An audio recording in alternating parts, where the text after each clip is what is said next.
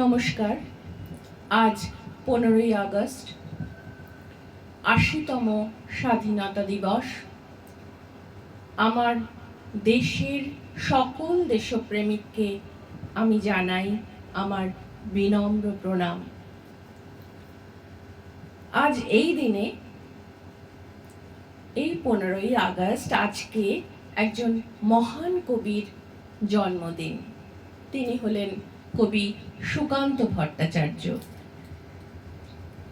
তাকে আমরা খুব অল্প সময়ের জন্যই পেয়েছি, কিন্তু ওই অল্প সময়ে তিনি আমাদের যা দিয়ে গেছেন তা আমাদের কাছে সত্যি অমূল্য সম্পদ। আর ভাবলে অবাক হতে হয় যে অত দিন আগে তিনি যে সকল কবিতা লিখেছেন তা আজকের জন্য কতটা প্রাসঙ্গিক। আজ আমার নিবেদনে যে কবিতা, তা আমার ছোটবেলার সঙ্গে স্মৃতি বিজড়িত। তখন আমি ক্লাস 7-এ পড়ি, আর আমার আবৃত্তি শেখা আমার বাবার কাছে শুরু। আবৃত্তি শেখার শুরু আমার বাবার কাছে।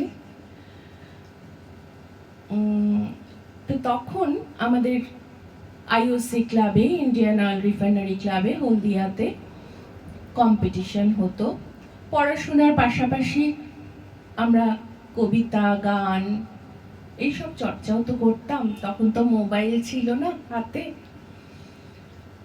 তো আমাদের কম্পিটিশন হতো, আর সেই কম্পিটিশনে আমি বাবার কাছে এই কবিতাটা শিখেছিলাম।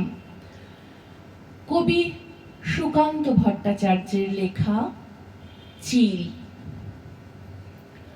পথ চলতে চলতে হঠাৎ দেখলাম ফুটপাতে এক মরা চিল।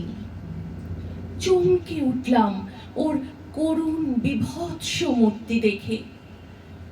অনেক উঁচু থেকে যে এই পৃথিবীটাকে দেখেছে লুণ্ঠনের অবাধ উপনিবেশ, যার সেন দৃষ্টিতে কেবল ছিল তীব্র লোভ আর ছো মারার দস্যু প্রবৃত্তি, তাকে দেখলাম ফুটপাতে মুখ গুজে পড়ে। গম্বুজ শিখরে বাস করত এই চিল। নিজেকে জাহির করত সুতীক্ষ্ণ চিৎকারে। হালকা হাওয়ায় ডানা মেলে দিত আকাশের নীলে। অনেককে ছাড়িয়ে, একক, পৃথিবী থেকে অনেক অনেক উঁচুতে। অনেকে আজ নিরাপদ, নিরাপদ ইঁদুর ছানারা আর খাদ্য হাতে ত্রস্ত পথচারী। নিরাপদ কারণ আজ সে মৃত। আজ আর কেউ নেই ছো মারার। ওরই ফেলে দেওয়া উচ্ছিষ্টের মতো ও পড়ে রইল ফুটপাতে, শুকনো শীতল বিকৃত দেহে।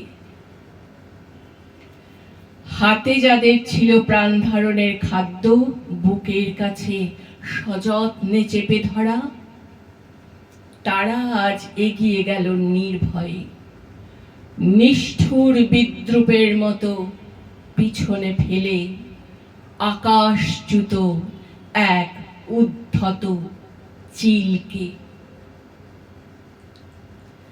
ছোটবেলায় যখন কবিতাটা আমি শিখেছিলাম বাবার কাছে, তখন এই কবিতাটার ততটা মানে বুঝিনি, কিন্তু বড় হয়ে এখন মানে বুঝে আবৃত্তি করলাম। আর সত্যি এটাই বুঝলাম যে চিরদিন কাহারও সমান নাহি যায়। তাই আমাদের সকলের সৎ পথে থাকতে হবে, সোজা পথে হাঁটতে হবে। নমস্কার।